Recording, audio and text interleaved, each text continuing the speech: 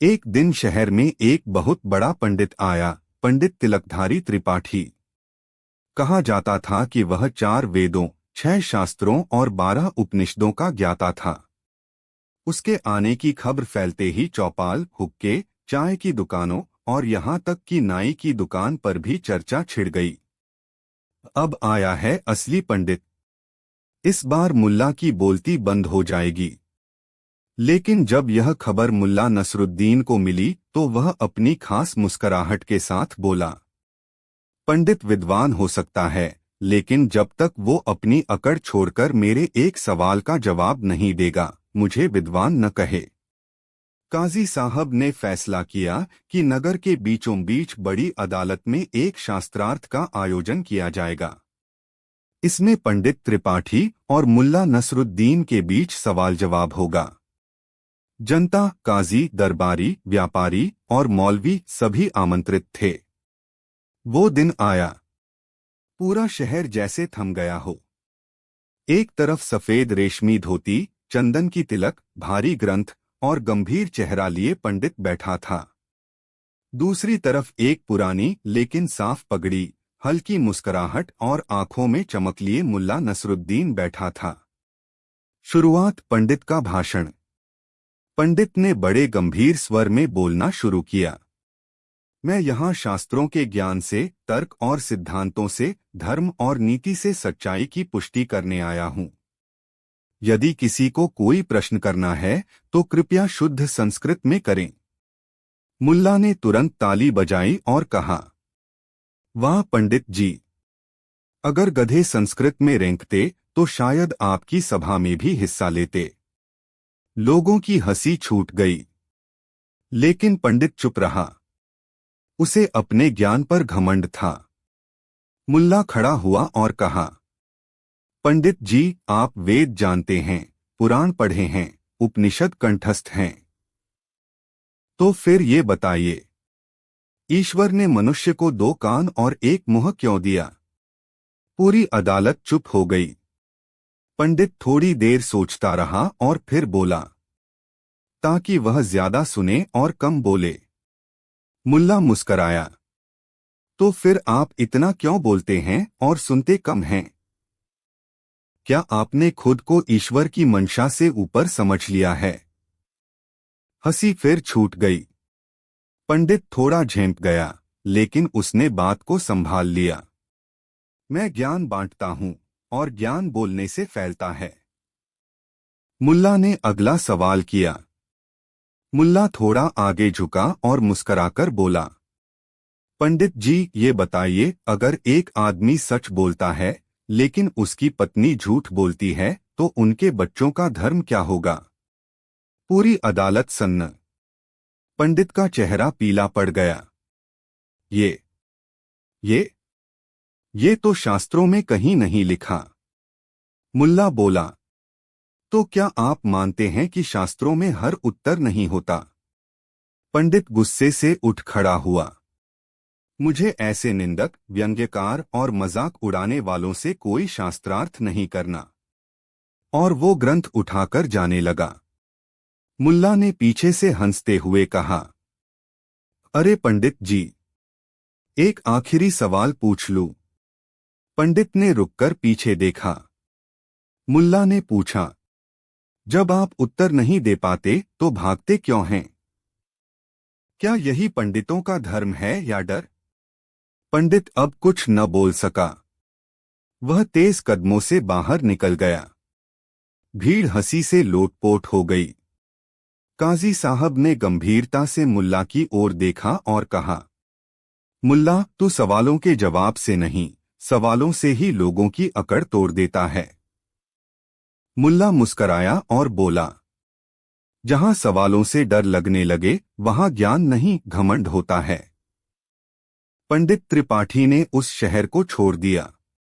पर उस दिन के बाद से खिरकपुर की अदालतों में एक नया नियम बना। जो बात समझ न आए वहां शास्त्र मत खोलो, मुल्ला से सवाल करो। और मुल्ला, वो फिर से अपनी गधी के साथ शहर की गलियों में घूमते, चाय की दुकानों पर बैठते और नए सवाल सोचते रहते। क्योंकि उसके लिए ज्ञान किताबों में नहीं, जिंदगी के ठहाकों में था। कहानी 2। शहर बुखारा के काजी साहब का दरबार सख्त था। नियम इतने सख्त कि वहां हंसी को भी गुनाह माना जाता था। फैसले हमेशा गंभीर होते, चेहरे भावहीन और इंसाफ की जुबान सूखी हुई लगती। लेकिन उस दिन कुछ ऐसा हुआ कि अदालत की जमीन भी हिल गई, दीवारों ने भी हंसना सीख लिया। क्योंकि उस दिन वहां पहुंचा मुल्ला नसरुद्दीन। कहानी शुरू होती है एक बकरी से। जी हाँ, एक बकरी। मोहल्ले के दो आदमी अब्दुल और करीम अदालत पहुंचे। अब्दुल कहता था, ये बकरी मेरी है। करीम चीखता, नहीं, ये बकरी मेरी है। ये रोज मेरे आंगन में चरती है। अब्दुल बोला, तो क्या जो मेरी बीवी तुम्हारे घर आए वो भी तुम्हारी हो जाएगी? काजी साहब ने गंभीरता से दोनों की दलीलें सुनी। लेकिन मामला इतना उलझा हुआ था कि वे भी उलझ गए। गवाह लाओ, काजी बोला। दोनों के गवाह थे और दोनों ही झूठ बोलते नजर आए। एक कहता, मैंने बकरी को अब्दुल के साथ देखा। दूसरा कहता, नहीं, मैं जानता हूं ये बकरी करीम की है क्योंकि इसकी आंख मुझसे मिलती है। काजी साहब झुंझला गए। अदालत मजाक नहीं है, उन्होंने डांट लगाई। और तभी दरबार में धीमे से एक आवाज आई, अगर मजाक है तो मैं भी कुछ कह सकता हूं। सबकी नजर दरवाजे की तरफ गई। वहां खड़ा था मुल्ला नसरुद्दीन अपनी चिरपरिचित मुस्कुराहट के साथ। आप कौन? काजी साहब बोले। हुजूर, मैं इस बकरी का वकील हूं, मुल्ला बोला। बकरी का वकील? दरबार गूंज गया। जी हाँ, मुल्ला ने कहा, अगर इंसानों के लिए वकील हो सकते हैं तो जानवरों के लिए क्यों नहीं? काजी ने गुस्से से कहा, यह अदालत है, तमाशा नहीं। तमाशा नहीं है, मुल्ला बोला, लेकिन तमाशा हो रहा है। दो आदमी बकरी पर लड़ रहे हैं और बकरी चुप है। इंसाफ की आवाज तो उसी से आनी चाहिए। अब काजी रुके। पहली बार किसी ने इस नजरिए से बात की थी। ठीक है, काजी बोले, तो तुम बकरी का पक्ष रख सकते हो। मुल्ला ने मुस्कुराकर कहा, हुजूर, मैं अदालत से अनुरोध करता हूं कि बकरी को बुलाया जाए। क्या? काजी चौंके। जी हाँ, बकरी अदालत में हो तभी फैसला सही होगा।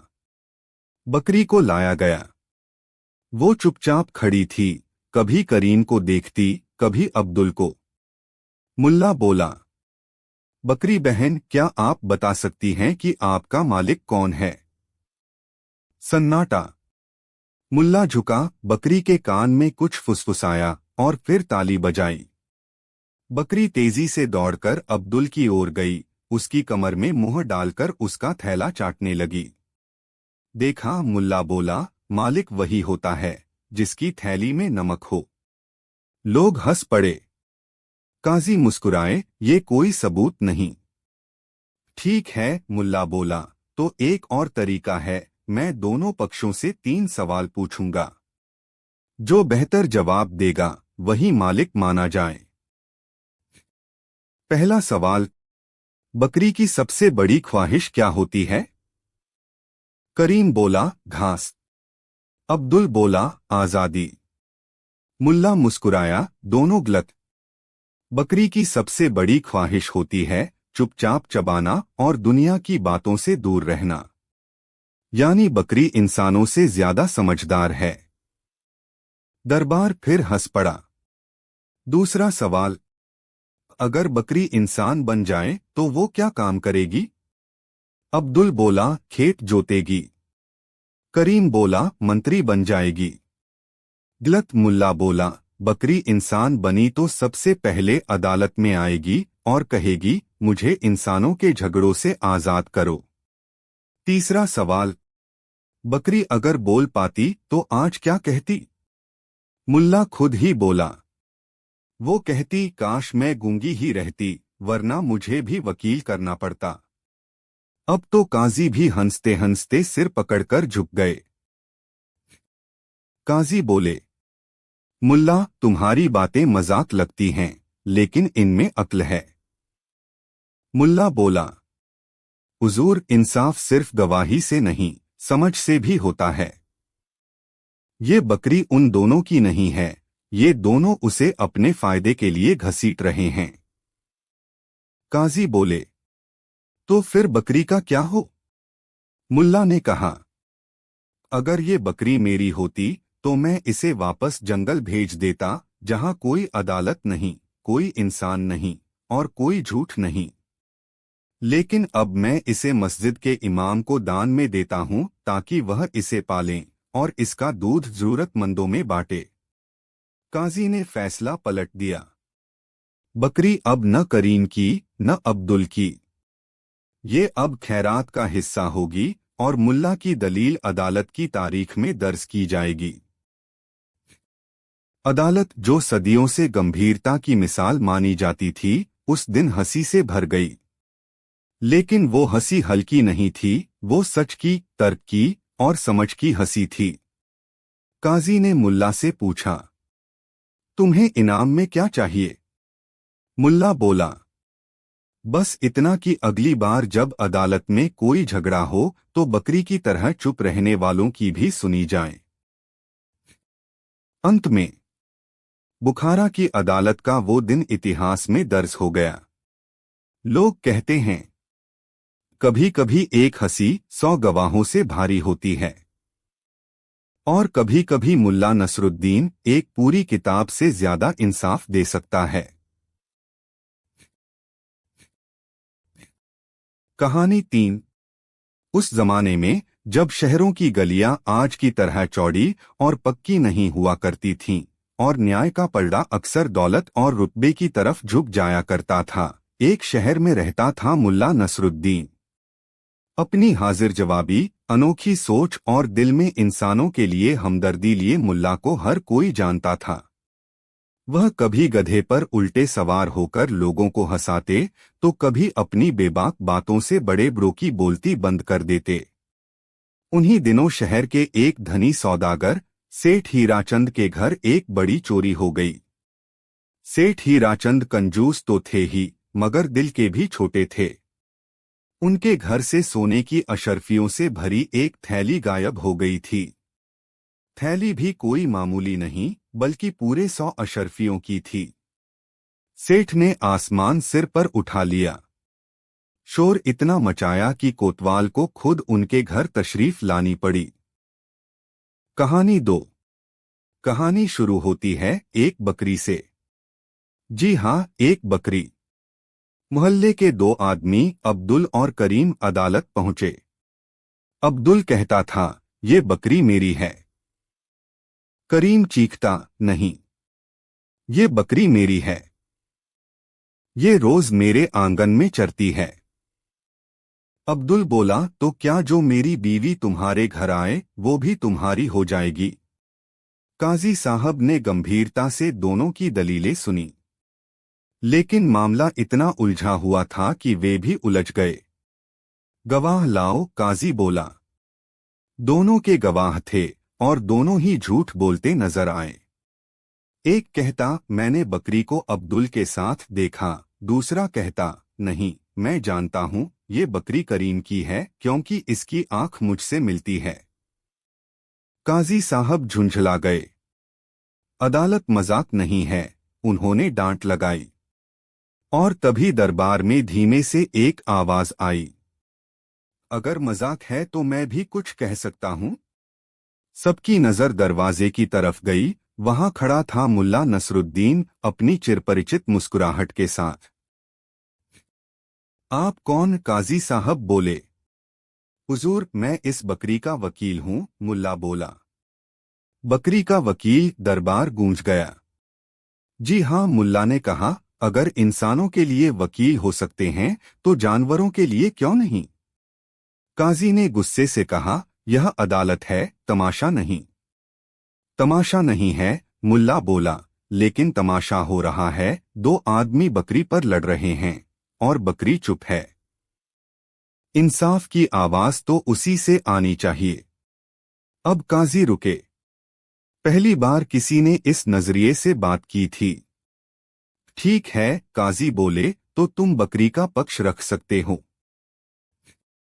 मुल्ला ने मुस्कुराकर कहा, हुजूर, मैं अदालत से अनुरोध करता हूं कि बकरी को बुलाया जाए। क्या? काजी चौंके। जी हाँ, बकरी अदालत में हो तभी फैसला सही होगा। बकरी को लाया गया। वो चुपचाप खड़ी थी, कभी करीम को देखती, कभी अब्दुल को। मुल्ला बोला, बकरी बहन, क्या आप बता सकती हैं कि आपका मालिक कौन है? सन्नाटा। मुल्ला झुका, बकरी के कान में कुछ फुसफुसाया और फिर ताली बजाई। बकरी तेजी से दौड़कर अब्दुल की ओर गई, उसकी कमर में मुंह डालकर उसका थैला चाटने लगी।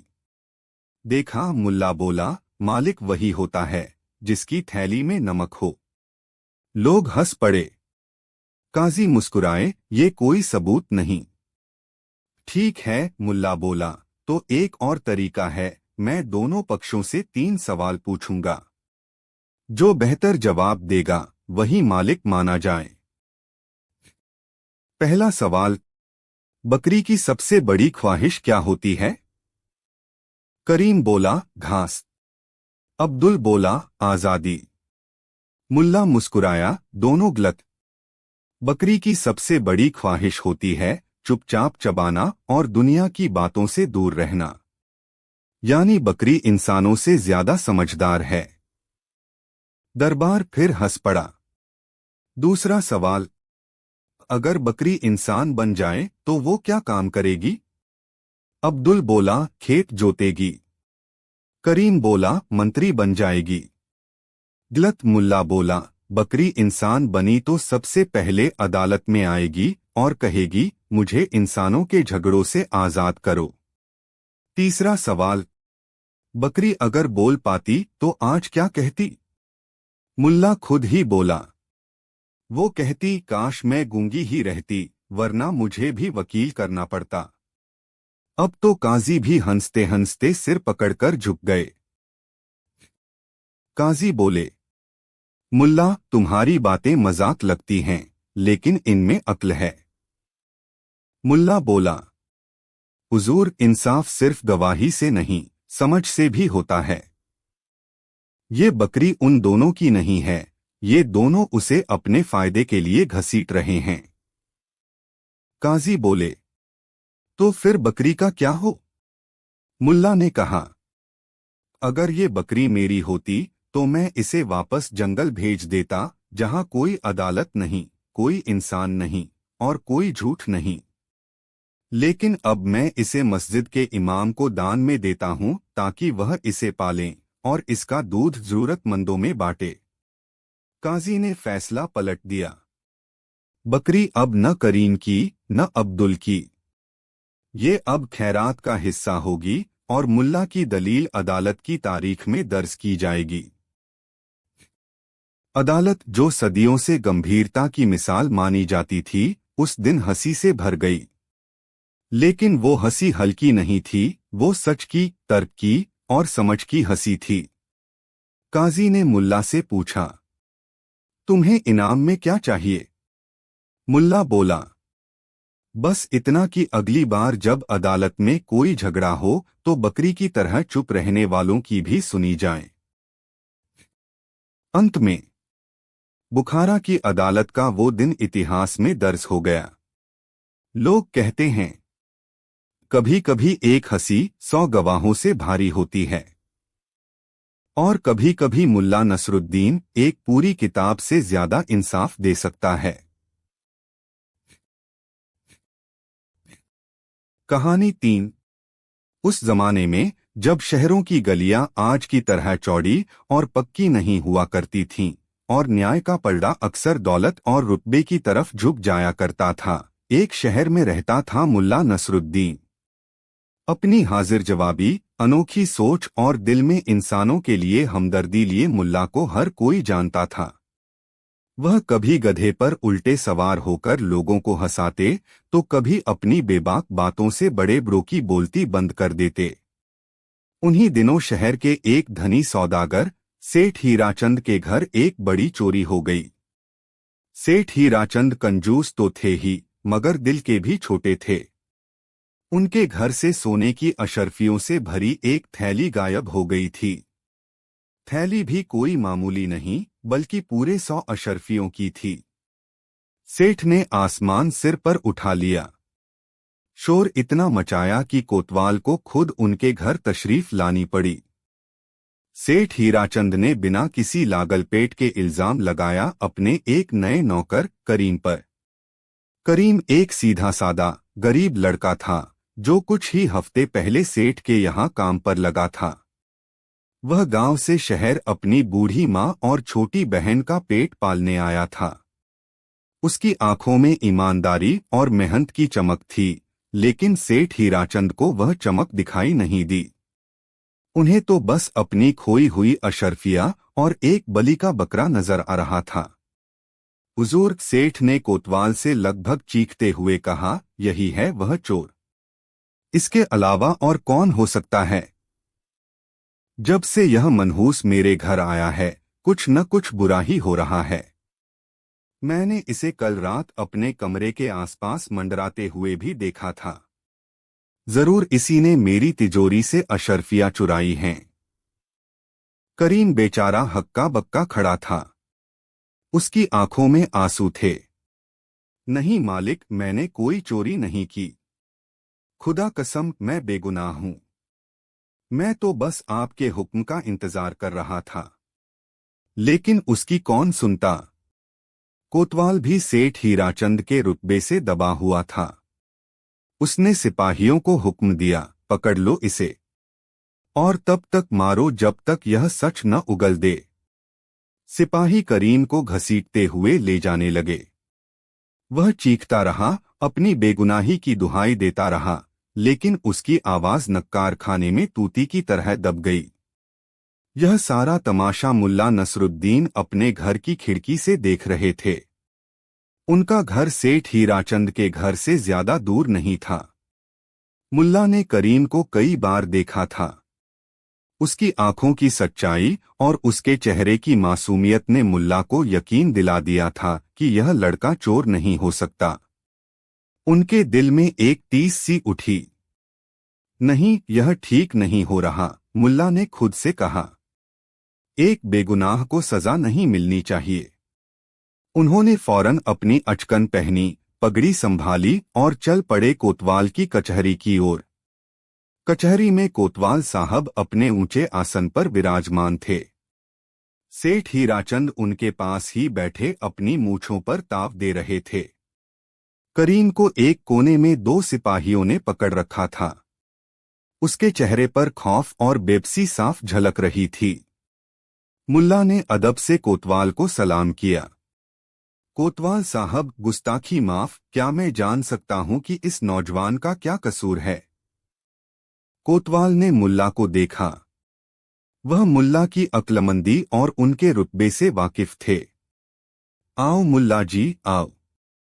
यह लड़का सेठ हीराचंद के घर चोरी करते हुए पकड़ा गया है। 100 अशर्फियां चुराई हैं इसने। मुल्ला ने करीम की ओर देखा, फिर सेठ हीराचंद की ओर। इस सेठ जी, क्या आपको पूरा यकीन है कि चोरी इसी लड़के ने की है? क्या आपने इसे चोरी करते हुए अपनी आंखों से देखा है? सेठ हीराचंद अकड़कर बोले, हाँ बिल्कुल। अगर इसने नहीं की तो क्या अशर्फियां आसमान से गायब हो गईं? और मेरे कमरे के पास रात में यही घूम रहा था। मुल्ला ने गहरी सांस ली। कोतवाल साहब, मैं इस लड़के को कुछ दिनों से जानता हूं। यह बहुत ही शरीफ और मेहनती लगता है। क्या हम इसे एक मौका नहीं दे सकते अपनी बेगुनाही साबित करने का? कोतवाल कुछ सोचने लगे। मुल्ला की बात में वजन था। ठीक है मुल्ला जी, अगर आपके पास कोई तरीका है सच का पता लगाने का तो हम जरूर सुनेंगे। लेकिन याद रहे, न्याय में देरी नहीं होनी चाहिए।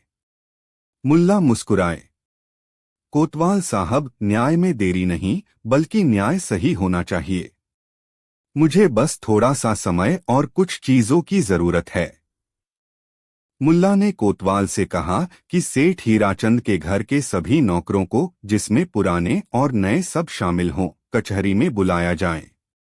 इसके अलावा उन्होंने एक जैसी दिखने वाली 10-12 लकड़ियां मंगवाईं, हर लकड़ी करीब 1 हाथ लंबी हो। थोड़ी ही देर में सेठ हीराचंद के घर के सभी नौकर, लगभग 7-8 लोग, कचहरी में हाजिर हो गए। सबके चेहरे पर घबराहट थी। करीम अभी भी सहमा हुआ एक कोने में खड़ा था। मुल्ला ने उन लकड़ियों को सबके सामने रखा। फिर उन्होंने अपनी आवाज में एक रहस्यमयी गंभीरता लाते हुए कहा, देखो भाइयों, यह कोई मामूली लकड़ियां नहीं हैं। यह न्याय की लकड़ियां हैं। इन्हें मैंने एक बहुत बड़े पीर बाबा से हासिल किया है। इनकी खासियत यह है कि जो भी चोर होगा, उसकी लकड़ी रात भर में 1 इंच लंबी हो जाएगी। सभी नौकर एक दूसरे का मुंह देखने लगे। कुछ के चेहरे पर अविश्वास था, तो कुछ के चेहरे पर डर। सेठ हीराचंद भी बड़े गौर से मुल्ला की बातें सुन रहे थे। मुल्ला ने आगे कहा, मैं तुम सबको एक एक लकड़ी दूंगा। तुम सब इसे आज रात अपने पास संभाल कर रखना। कल सुबह जब तुम सब वापस यहाँ आओगे, तो जिसकी लकड़ी 1 इंच बढ़ी हुई मिलेगी, वही चोर होगा। खुदा की कसम, यह लकड़ियां कभी झूठ नहीं बोलती। उन्होंने हर नौकर को और करीम को भी एक एक लकड़ी दी। फिर कोतवाल से कहा, कोतवाल साहब, इन सबको आज रात अपने अपने घर जाने की इजाजत दी जाए। कल सुबह पहली किरण के साथ सब यहीं हाजिर होंगे। कोतवाल ने इजाजत दे दी। सभी नौकर अपनी अपनी लकड़ी लेकर चले गए। उनके दिलों में तरह तरह के ख्याल उमड़ रहे थे। करीम भी अपनी लकड़ी लेकर चला गया। उसके दिल में अब भी डर था, लेकिन मुल्ला की बातों से एक छोटी सी उम्मीद भी जगी थी। अगली सुबह सूरज की पहली किरण के साथ ही कचहरी में भीड़ जमा होने लगी। कोतवाल साहब अपने आसन पर आ चुके थे। सेठ हीराचंद भी बेचैनी से इंतजार कर रहे थे। एक एक करके सभी नौकर अपनी अपनी लकड़ियां लेकर हाजिर हुए। मुल्ला नसरुद्दीन भी मुस्कुराते हुए वहां मौजूद थे। लाओ भाइयों, अपनी अपनी लकड़ियां दिखाओ, मुल्ला ने कहा। सभी नौकरों ने अपनी लकड़ियां आगे कर दी। मुल्ला ने बारी बारी से हर लकड़ी को गौर से देखा। वह हर लकड़ी को नापते, फिर उसे रखने वाले नौकर के चेहरे को देखते। जब उन्होंने लगभग सभी लकड़ियां देख लीं, तो उनकी नजर एक नौकर पर जाकर ठहर गई। वह अधेड़ उम्र का आदमी था, जो सेठ हीराचंद के यहाँ काफी सालों से काम कर रहा था। उसका नाम था दीनू। दीनू के चेहरे पर पसीना था और उसकी आंखें झुकी हुई थीं। मुल्ला ने दीनू की लकड़ी उठाई, उसे गौर से देखा, फिर उसे दूसरी लकड़ियों से मिलाया। कोतवाल साहब, मुल्ला ने ऊंची आवाज में कहा, चोर मिल गया। सबकी नजरें दीनू पर टिक गईं। दीनू मारे डर के कांपने लगा। सेठ हीराचंद हैरान थे। क्या? दीनू? यह कैसे हो सकता है? यह तो मेरा सबसे पुराना और भरोसेमंद नौकर है। मुल्ला मुस्कुराए। सेठ जी, भरोसा कभी कभी अंधा भी हो जाता है। देखिए इस लकड़ी को। उन्होंने दीनू की लकड़ी कोतवाल के सामने रखी। बाकी सभी लकड़ियां वैसी की वैसी हैं, जैसी मैंने कल दी थीं। लेकिन दीनू की लकड़ी, यह 1 इंच छोटी है। पूरे दरबार में सन्नाटा छा गया। 1 इंच छोटी? लेकिन मुल्ला ने तो कहा था कि चोर की लकड़ी 1 इंच लंबी हो जाएगी। कोतवाल ने भी हैरानी से पूछा, मुल्ला जी, यह क्या माजरा है? आपने तो कहा था कि चोर की लकड़ी लंबी होगी, यह तो छोटी है। मुल्ला ने अपनी चिरपरिचित मुस्कान के साथ समझाया, कोतवाल साहब, मैंने कहा था कि यह न्याय की लकड़ियां हैं और यह कभी झूठ नहीं बोलती। असल में यह लकड़ियां न तो बढ़ती हैं और न ही घटती हैं। यह तो बस साधारण लकड़ियां हैं। लेकिन जो चोर होता है उसके दिल में डर होता है। उसे यह खौफ सताता रहता है कि कहीं उसकी लकड़ी सचमुच बढ़ न जाए और वह पकड़ा न जाए। इसी डर से असली चोर ने रात में अपनी लकड़ी को 1 इंच काट दिया, ताकि सुबह जब वह बढ़े तो बाकी लकड़ियों के बराबर हो जाए और वह पकड़ा न जाए। मुल्ला ने दीनू की ओर देखा, जो अब जमीन पर घुटनों के बल गिर चुका था और रो रहा था। क्यों दीनू? मुल्ला ने नरमी से पूछा। क्या मैंने सही कहा? दीनू ने सिसकते हुए अपना जुर्म कबूल कर लिया। हाँ मुल्ला जी, आप सही कह रहे हैं। मुझसे गलती हो गई। लालच ने मुझे अंधा कर दिया था। मैंने ही अशर्फियां चुराई थीं और उन्हें अपने घर में छिपा दिया था। मैंने सोचा था कि करीम नया है, सब उसी पर शक करेंगे और मैं बच जाऊंगा। जब आपने लकड़ी वाली बात कही तो मैं डर गया और रात में मैंने अपनी लकड़ी 1 इंच काट दी। कोतवाल ने फौरन सिपाहियों को हुक्म दिया कि दीनू के घर की तलाशी ली जाए। थोड़ी ही देर में सिपाही अशर्फियों से भरी वही थैली लेकर वापस आ गए। सेठ हीराचंद का मुंह देखने लायक था। उन्हें अपनी गलती का एहसास हो रहा था कि कैसे उन्होंने बिना सोचे समझे एक बेगुनाह पर इल्ज लगा दिया था। वह शर्म से पानी पानी हो गए। करीम की आंखों में खुशी के आंसू थे। वह मुल्ला के पैरों में गिर पड़ा। मुल्ला जी, आपने मुझे बचा लिया। मैं आपका यह एहसान जिंदगी भर नहीं भूलूंगा। मुल्ला ने उसे उठाकर गले से लगा लिया। अरे नहीं करीम, मैंने कुछ नहीं किया। यह तो तुम्हारी सच्चाई और सब्र का फल है। और हाँ, थोड़ी सी अक्ल का भी। कोतवाल ने दीनों को कैद करने का हुक्म दिया और करीम को बाइज्जत बरी कर दिया। उन्होंने मुल्ला नसरुद्दीन की समझदारी की खूब तारीफ की। मुल्ला जी, कोतवाल ने कहा, आज आपने साबित कर दिया कि सच्ची समझदारी किसी बड़ी किताब या ऊंचे पद में नहीं, बल्कि इंसान के दिल और दिमाग में होती है। आपने न सिर्फ एक बेगुनाह को बचाया, बल्कि असली गुनहगार को भी सजा दिलवाई। सेठ हीराचंद ने भी आगे बढ़कर मुल्ला से और करीम से माफी मांगी। उन्होंने करीम को न सिर्फ नौकरी पर वापस रख लिया, बल्कि उसकी ईमानदारी से खुश होकर उसे इनाम भी दिया। उस दिन के बाद शहर में मुल्ला नसरुद्दीन की समझदारी का यह किस्सा और भी मशहूर हो गया। लोग कहने लगे कि मुल्ला की नजरें एक्सरे जैसी हैं, जो इंसान के अंदर छुपे सच और झूठ को पहचान लेती हैं। और मुल्ला, वह हमेशा की तरह अपनी सादगी और मुस्कान के साथ लोगों की मदद करते रहे, कभी हंसी मजाक से तो कभी अपनी गहरी समझदारी से। क्योंकि वह जानते थे कि दुनिया में सबसे बड़ा न्याय वही है जो एक बेगुनाह की आंखों से आंसू पोंछ सके। कहानी 4। शहर के सबसे मशहूर कंजूस का नाम था बख्शीराम। बख्शीराम के पास दौलत तो बेशुमार थी। बड़े बड़े गोदाम अनाज से भरे रहते थे, संदूकों में सोना चांदी खचाखच भरा रहता था। लेकिन मजाल है जो उसकी जेब से एक फूटी कौड़ी भी आसानी से निकल जाए। कहते थे कि मक्खी भी अगर उसके गुड़ पर बैठ जाए तो वह उसे भी चूसकर ही फेंकता था। उसके नौकर चाकर भी उसकी कंजूसी से तंग आ चुके थे। दान पुण्य के नाम पर तो वह कोसों दूर भागता था। अगर कोई भिखारी उसके दरवाजे पर आ जाता तो उसे दुत्कार कर भगा देता। उन्हीं दिनों शहर में एक पुरानी मस्जिद की मरम्मत का काम शुरू हुआ। मस्जिद काफी जर्जर हो चुकी थी और उसे ठीक कराने के लिए काफी पैसों की जरूरत थी। शहर के गणमान्य लोगों ने चंदा इकट्ठा करना शुरू किया। सबने अपनी अपनी हैसियत के मुताबिक दान दिया, लेकिन जब चंदा मांगने वाले बख्शीराम के पास पहुंचे तो उसने साफ इनकार कर दिया। मस्जिद की मरम्मत?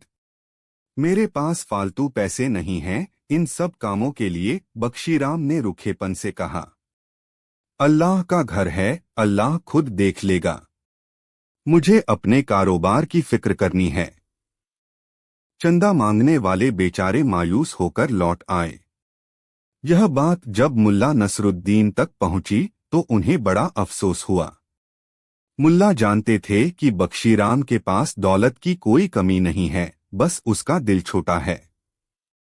उन्होंने मन ही मन तय कर लिया कि इस कंजूस मक्खी चूस से तो पैसे निकलवा कर ही रहेंगे, वह भी मस्जिद के नेक काम के लिए। अगले दिन मुल्ला नसरुद्दीन सुबह सुबह तैयार होकर बख्शीराम की आलीशान हवेली पर पहुंचे। बख्शीराम उस वक्त अपने बही खातों में उलझा हुआ था, हर आने जाने वाले पैसे का हिसाब बड़ी बारीकी से लिख रहा था। बख्शीराम जी आदाब, मुल्ला ने मुस्कुराते हुए कहा। बख्शीराम ने बिना नजर उठाए कर्कश आवाज में पूछा, कौन है? क्या काम है? मेरे पास फालतू वक्त नहीं है। मुल्ला ने कहा, बख्शीराम जी, मैं मुल्ला नसरुद्दीन हूं। आपसे एक बहुत ही जरूरी और फायदे की बात करने आया हूं। फायदे की बात? बख्शीराम ने पहली बार नजरें ऊपर उठाईं। कैसा फायदा? जल्दी बोलो, मेरा वक्त कीमती है। मुल्ला ने अपनी आवाज में रहस्य घोलते हुए कहा, बख्शीराम जी, मैंने सुना है कि आप बहुत बड़े व्यापारी हैं। दूर दूर तक आपका कारोबार फैला हुआ है। आपकी समझदारी और व्यापारिक बुद्धि की दाद देनी पड़ेगी। बख्शीराम अपनी तारीफ सुनकर थोड़ा खुश हुआ। हाँ, सो तो है। बिना अक्ल के दौलत नहीं कमाई जाती। मुल्ला ने आगे कहा, तो बख्शीराम जी, मैंने एक ऐसा सौदा सोचा है जिसमें आपका फायदा ही फायदा है। एक ऐसा निवेश जिसका मुनाफा आपको न सिर्फ इस दुनिया में मिलेगा बल्कि अगली दुनिया में भी आपके काम आएगा। बख्शीराम की आंखों में चमक आ गई। अगली दुनिया का मुनाफा? यह क्या कह रहे हो मुल्ला? साफ साफ बताओ। मुल्ला ने कहा, बख्शीराम जी, आप तो जानते ही हैं कि शहर की पुरानी मस्जिद की मरम्मत हो रही है। नेक काम है, अल्लाह का घर है। अगर आप इस काम में कुछ दान देंगे तो उसका सवाब आपको जरूर मिलेगा। अल्लाह आपके कारोबार में और बरकत देगा। सोचिए, यह कितना बड़ा सौदा है। थोड़ा सा यहाँ खर्च कीजिए और बेशुमार सवाब पाइए। एक के बदले 70 का फायदा। बख्शीराम का चेहरा फिर से उतर गया। ओह, तो तुम भी चंदा मांगने आए हो? मैंने पहले ही कह दिया, मेरे पास इन कामों के लिए पैसे नहीं हैं। जाओ, अपना रास्ता नापो। मुल्ला ने हार नहीं मानी। उन्होंने मुस्कुराते हुए कहा, अरे बख्शीराम जी, आप तो नाराज हो गए। मैं आपसे दान नहीं मांग रहा। मैं तो आपको एक व्यापारिक प्रस्ताव दे रहा हूं। आप इसे एक तरह का आध्यात्मिक निवेश समझिए।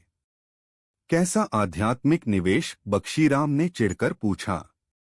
मुल्ला ने कहा, देखिए, आप मस्जिद के लिए 100 अशर्फिया दीजिए।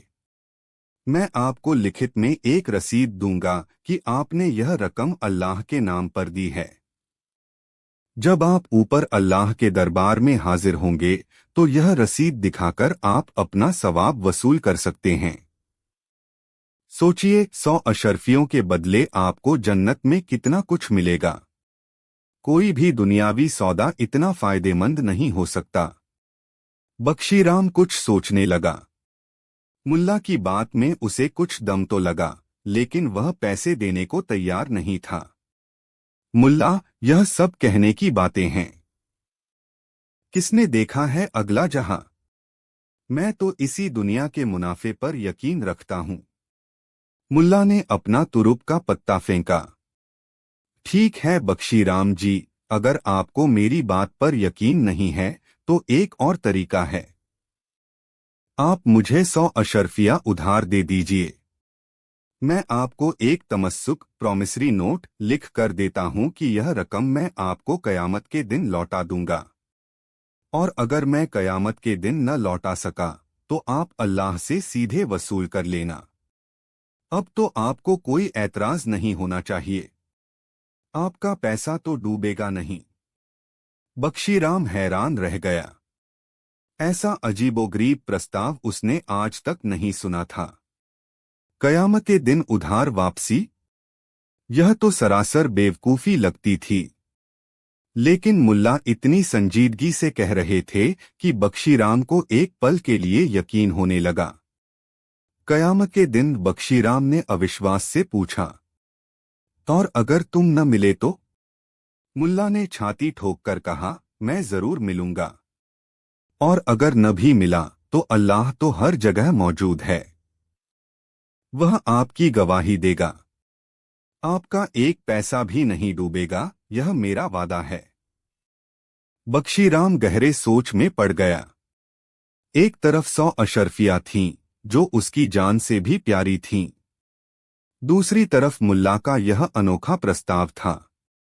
अगर मुल्ला सच कह रहा है तो यह वाकई फायदे का सौदा हो सकता है। और अगर झूठ भी हुआ तो कयामत तो अभी बहुत दूर है, तब तक कौन जीता कौन मरा। थोड़ी देर सोचने के बाद बख्शीराम ने भारी मन से कहा, ठीक है मुल्ला, मैं तुम्हें 100 अशरफियां देने को तैयार हूं, लेकिन सिर्फ उधार के तौर पर। और तुम्हें मुझे पक्का तमस्सुक लिख कर देना होगा कि तुम यह रकम कयामत के दिन लौटाओगे। मुल्ला की आंखों में चमक आ गई। जरूर बख्शीराम जी, जरूर। आप अशरफिया निकालिए, मैं अभी तमस्सुक लिख देता हूं। बख्शीराम ने कांपते हाथों से अपनी तिजोरी खोली और उसमें से 100 सोने की अशरफियां निकालकर मुल्ला को दीं। हर अशरफी देते वक्त उसका दिल बैठा जा रहा था, जैसे कोई उसकी जान निकाल रहा हो। मुल्ला ने फौरन एक कागज पर लिखा, मैं मुल्ला नसरुद्दीन यह इकरार करता हूं कि मैंने बख्शीराम जी से 100 सोने की अशरफियां उधार ली हैं, जिन्हें मैं इंशाअल्लाह कयामत के दिन अदा कर दूंगा। अगर मैं अदा न कर सका तो बख्शीराम जी यह रकम सीधे अल्लाह ताला से वसूल करने के हकदार होंगे। नीचे मुल्ला ने अपने दस्तखत किए और वह तमस्सुक बख्शीराम को दे दिया। बख्शीराम ने उसे कई बार पढ़ा, फिर संभालकर अपनी तिजोरी में रख लिया, जैसे वह कोई बहुत कीमती दस्तावेज हो। मुल्ला अशरफिया लेकर खुशी खुशी मस्जिद कमेटी के पास पहुंचे और उन्हें सौंप दी। मस्जिद की मरम्मत का काम तेजी से चलने लगा।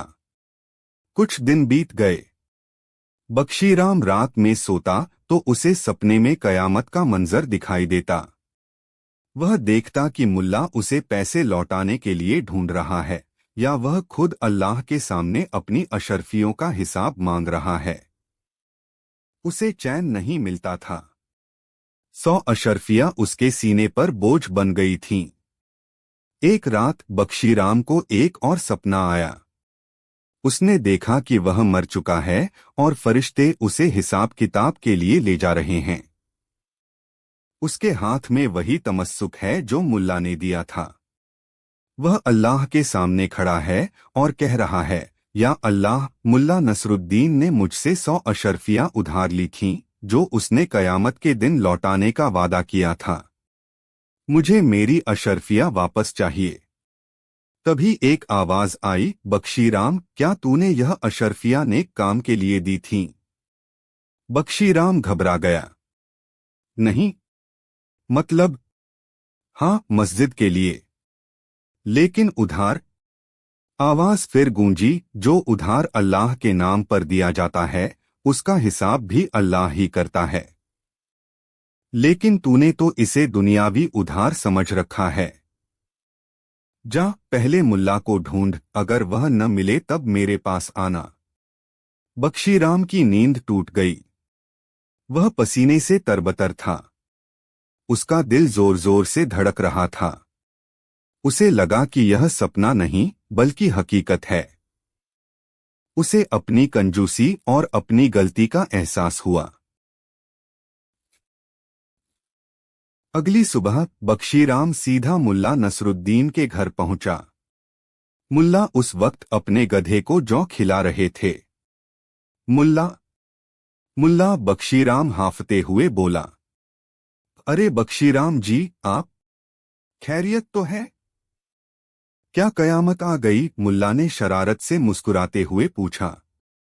बख्शीराम ने जेब से वह तमस्सुक निकाला और मुल्ला के सामने फाड़कर फेंक दिया। लो मुल्ला, मैंने तुम्हें माफ किया। मुझे मेरी अशरफियां नहीं चाहिए। समझ लो कि वह मैंने अल्लाह के नाम पर दान कर दी। मुल्ला हैरान होने का नाटक करते हुए बोले, अरे बख्शीराम जी, यह आप क्या कर रहे हैं? मैंने तो वादा किया था कि कयामत के दिन लौटाऊंगा। आप इतनी जल्दी क्यों हार मान गए? बख्शीराम ने गहरी सांस ली। मुल्ला, तुम नहीं समझोगे।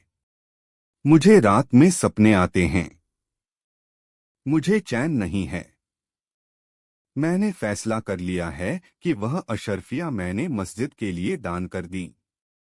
बस तुम अल्लाह से दुआ करना कि वह मेरा यह छोटा सा दान कबूल कर ले। मुल्ला नसरुद्दीन दिल ही दिल में मुस्कुरा रहे थे। उनकी तरकीब काम कर गई थी। उन्होंने न सिर्फ कंजूस बख्शीराम से पैसे निकलवा लिए थे, बल्कि उसके दिल में थोड़ा सा डर और थोड़ी सी इंसानियत भी जगा दी थी। बख्शीराम जी, मुल्ला ने कहा, अल्लाह बड़ा मेहरबान है। वह नीयत देखता है। आपने जो भी दिया, खुशी से दिया, यही बड़ी बात है। चलिए, आज शाम मस्जिद चलिएगा। मरम्मत का काम लगभग पूरा हो गया है। आप खुद देखेंगे कि आपकी दी हुई अशरफियां कितने नेक काम में लगी हैं। बख्शीराम ने हामी भर दी। उस शाम जब वह नई और खूबसूरत बनी मस्जिद में गया, तो उसका दिल एक अजीब सी शांति और खुशी से भर गया। उसे पहली बार महसूस हुआ कि देने में भी एक अलग तरह का सुकून है। और इस तरह मुल्ला नसरुद्दीन ने अपनी अनोखी तरकीब से न सिर्फ एक कंजूस से पैसे निकलवाए, बल्कि उसे एक बेहतर इंसान बनने की राह भी दिखाई। शहर में यह किस्सा भी मुल्ला की समझदारी और हाजिर जवाबी की एक और मिसाल बन गया। कहानी 5। बुखारा के राजदरबार में उस समय एक नया मंत्री आया था। नाम था मंत्री शमसुद्दीन। वह पढ़ा लिखा था, समझदार था, लेकिन सबसे ज्यादा अकड़ वाला था। वह हर बात पर कहता, दरबार में हंसी मजाक की कोई जगह नहीं। ये राज का सम्मान है, मस्खरेपन का नहीं। यह बात जब मुल्ला नसरुद्दीन के कानों में पड़ी, तो उसने बस मुस्कराकर कहा, तो क्या मंत्री साहब को हंसी से एलर्जी है? तो एक बार मिल ही लिया जाए। बादशाह खुद मुल्ला का मुरीद था। उसने मंत्री को समझाया, शमसुद्दीन, तुम बहुत योग्य हो, लेकिन कभी कभी अक्ल से ज्यादा काम हंसी कर जाती है। चलो कल दरबार में मुल्ला को बुलाते हैं। देखते हैं कौन ज्यादा टिकता है, तुम्हारी अकड़ या उसकी हंसी। मंत्री ने मुस्कुराकर सिर हिलाया, लेकिन आंखों में चुनौती थी। अगले दिन जब मुल्ला दरबार में दाखिल हुआ, तो हाथ में लाठी, सिर पर टेढ़ी टोपी और पीछे उसकी गधी साफ सजी हुई, मानो वो भी दरबारी हो। मुल्ला ने बादशाह को सलाम किया और फिर गधी को भी दरबार की गद्दी के पास बैठा दिया। मंत्री ने गुस्से से कहा, मुल्ला, ये कोई गधों का अखाड़ा है? मुल्ला बोला, नहीं मंत्री साहब, इसलिए तो मैं अपनी गधी को दरबार के अंदर ही ला रहा हूं, ताकि उसे पता चले कि असली गधे कैसे बात करते हैं। दरबार ठहाकों से गूंज उठा, लेकिन मंत्री की आंखें अंगारे हो गईं। मुल्ला दरबार के बीच आ खड़ा हुआ। बोला, एक बार एक आदमी था, बहुत गंभीर। इतना गंभीर कि हर बात पर हूं करता था। शादी हुई तो बोला हूं, बच्चा हुआ हूं, मर गया तो कब्र में भी हूं लिखा गया। बादशाह हंसते हंसते तख्त पर झुक गया। मंत्री तमतमाता हुआ बोला, ये क्या बेहूदी है? मुल्ला बोला, बेहूदी नहीं मंत्री साहब, ये वो आईना है जिसमें आपकी शक्ल नजर आ रही है। मंत्री उठा और बोला, बादशाह सलामत। मैं विरोध करता हूं। ये व्यक्ति राजसभा की गरिमा का मजाक उड़ा रहा है। ऐसी हंसी दरबार को शोभा नहीं देती। मुल्ला तुरंत बोला, तो मंत्री साहब चलिए एक प्रयोग करते हैं।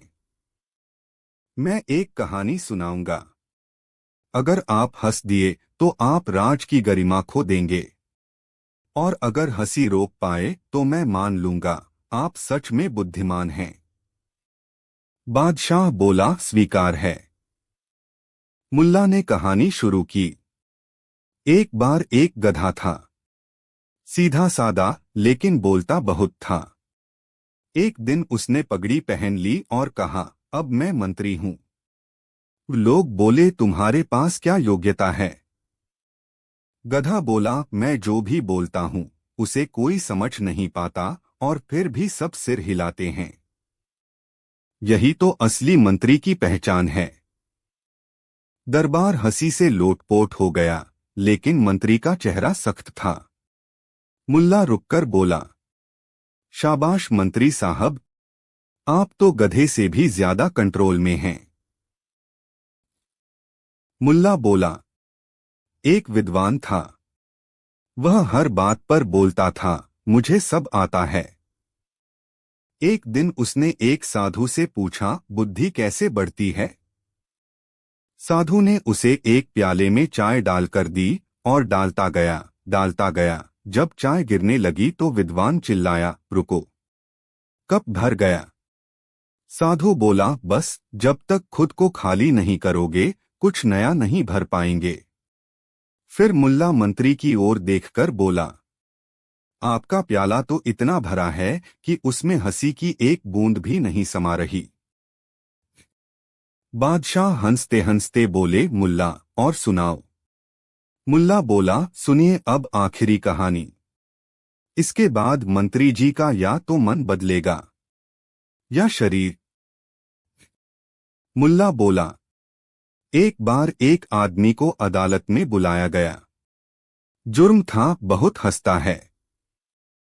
जज ने पूछा, क्यों हंसते हो?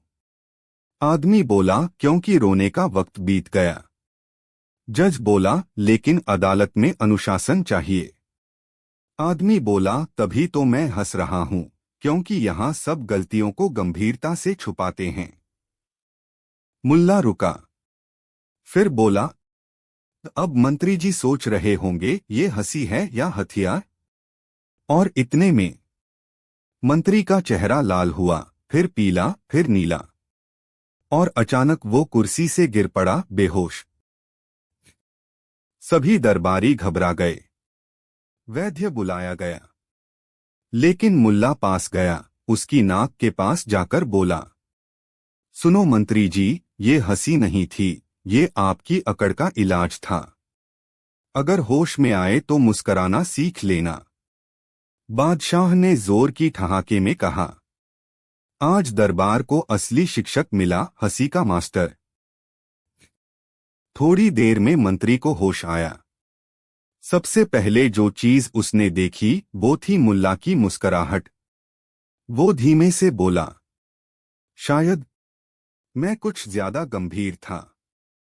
मुल्ला ने उसकी पीठ थपथपाई, तो अब से गंभीर नहीं, गंभीरता में हंसी मिला लो।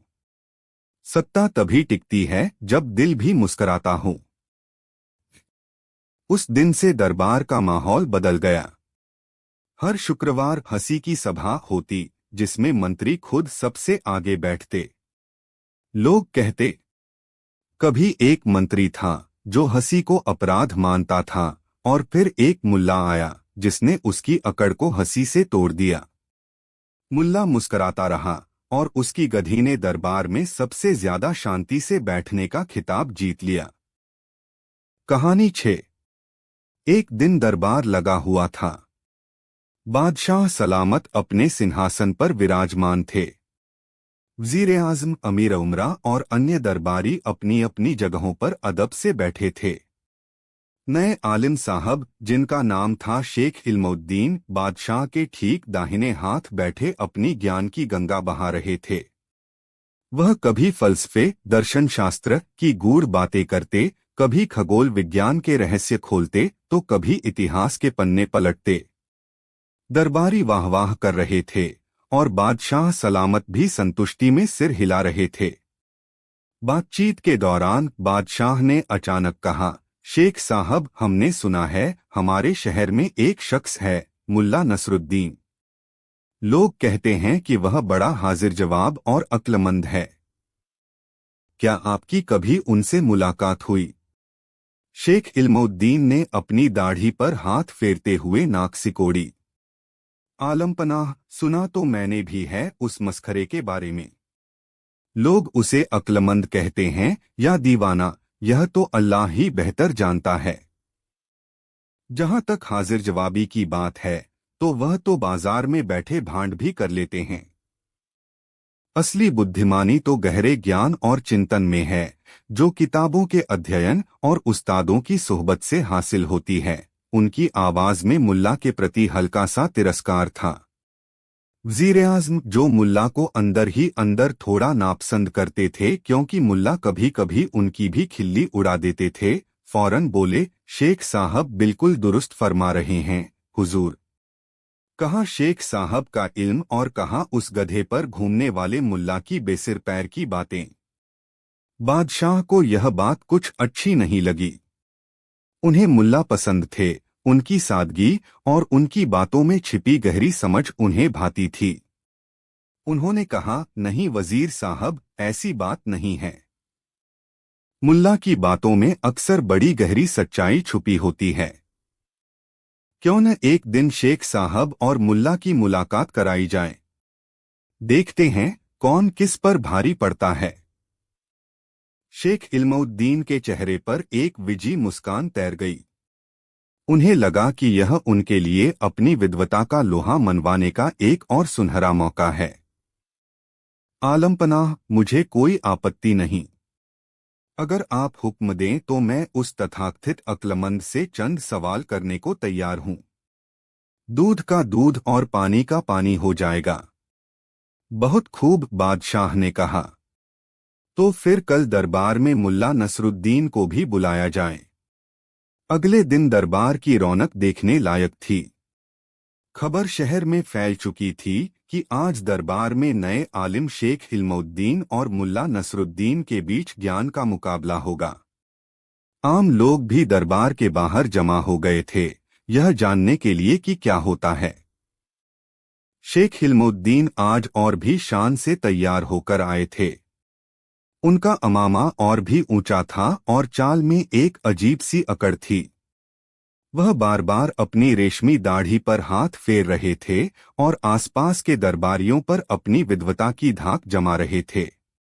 तभी खट की आवाज के साथ मुल्ला नसरुद्दीन अपने चिरपरिचित गधे बुद्धिमान पर सवार होकर दरबार के दरवाजे पर पहुंचे। उनके कपड़े रोजाना की तरह साधारण थे, चेहरे पर वही भोली सी मुस्कान थी। उन्होंने गधे से उतरकर उसे एक सिपाही के हवाले किया और अदब से बादशाह को सलाम किया। बादशाह ने मुस्कुराकर कहा, आओ मुल्ला, आओ। आज तुम्हारी बड़ी जरूरत आन पड़ी है। मुल्ला ने हैरत से पूछा, आलमपनाह, ऐसी क्या जरूरत आन पड़ी जो इस नाचीज को याद किया गया? मुल्ला, बादशाह ने गंभीर होकर कहा, हमारे दरबार में यह हैं शेख इल्मुद्दीन साहब। यह दूर देश से आए हैं और ज्ञान के महासागर हैं। इनका कहना है कि यह तुमसे कुछ सवाल करना चाहते हैं। मुल्ला ने शेख इल्मुद्दीन की ओर देखा, जो उन्हें बड़ी घृणा भरी नजरों से घूर रहे थे। मुल्ला ने मुस्कुराते हुए कहा, शेख साहब की सोहबत तो मेरे लिए खुशकिस्मती की बात होगी। पूछिए शेख साहब, जो भी आपके दिल में हो। शेख इल्मुद्दीन ने अपनी आवाज में रौब भरकर पहला सवाल दागा, ए मुल्ला, अगर तुम खुद को इतना ही अक्लमंद समझते हो तो बताओ, इस दुनिया का केंद्र कहाँ है? पूरा दरबार खामोश हो गया। यह एक ऐसा सवाल था जिसका जवाब देना आसान नहीं था। सब मुल्ला की ओर देखने लगे।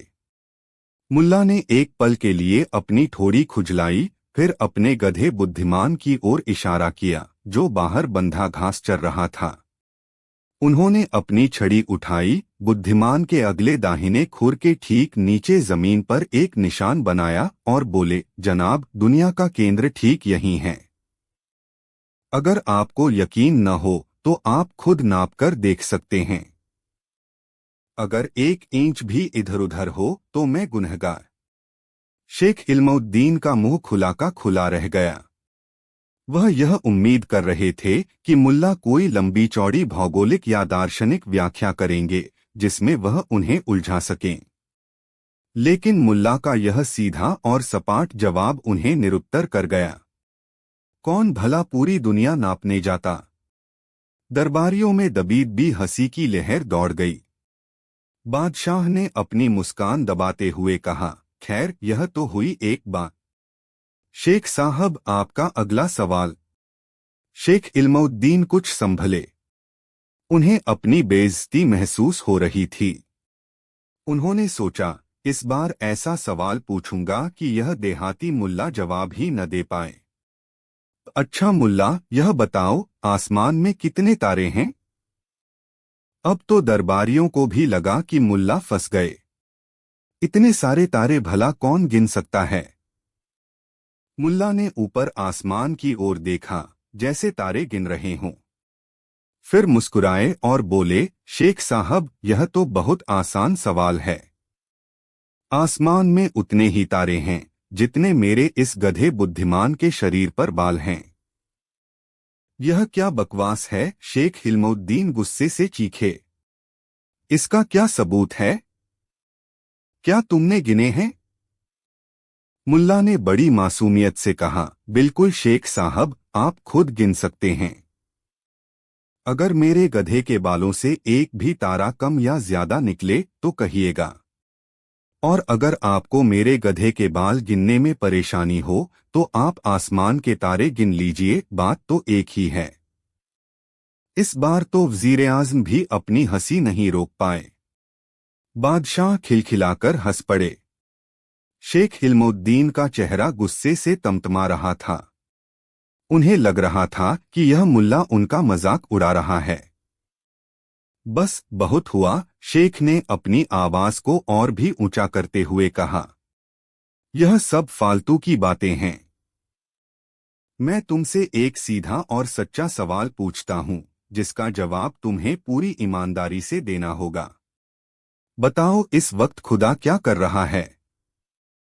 यह सवाल सुनकर पूरे दरबार में एकदम सन्नाटा छा गया। यह एक ऐसा धार्मिक और गूढ़ प्रश्न था जिसका जवाब देना किसी आम इंसान के बस की बात नहीं थी। सब सोचने लगे कि अब मुल्ला क्या जवाब देंगे।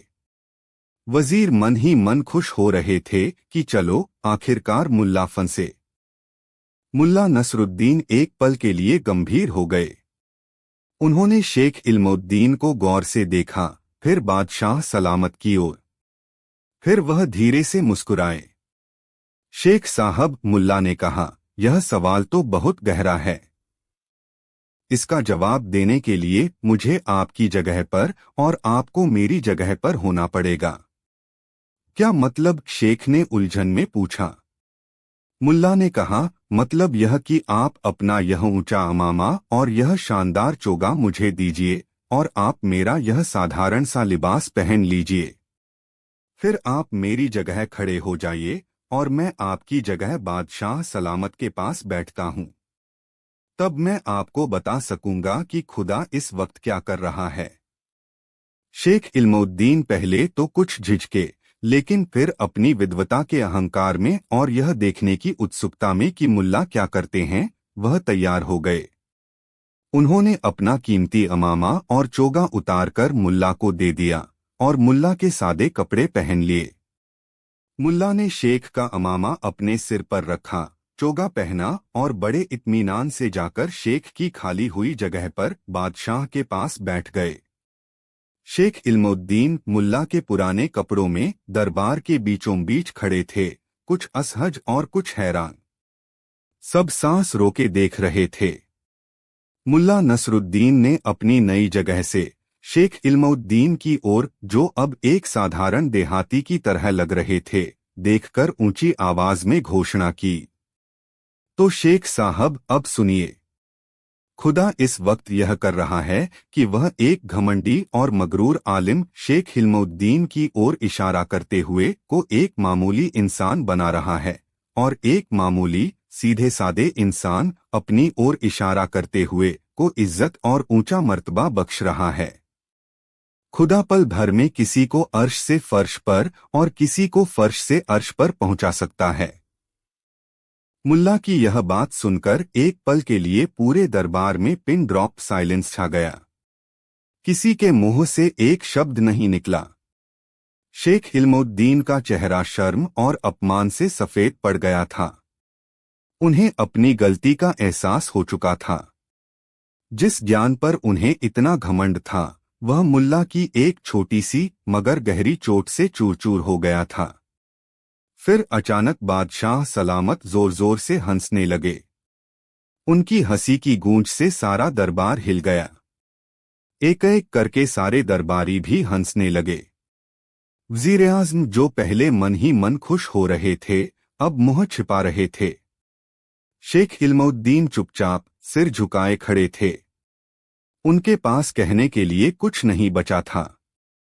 मुल्ला की हाजिर जवाबी ने उन्हें पूरी तरह से चुप करा दिया था, न सिर्फ जबान से बल्कि उनके घमंड को भी शांत कर दिया था।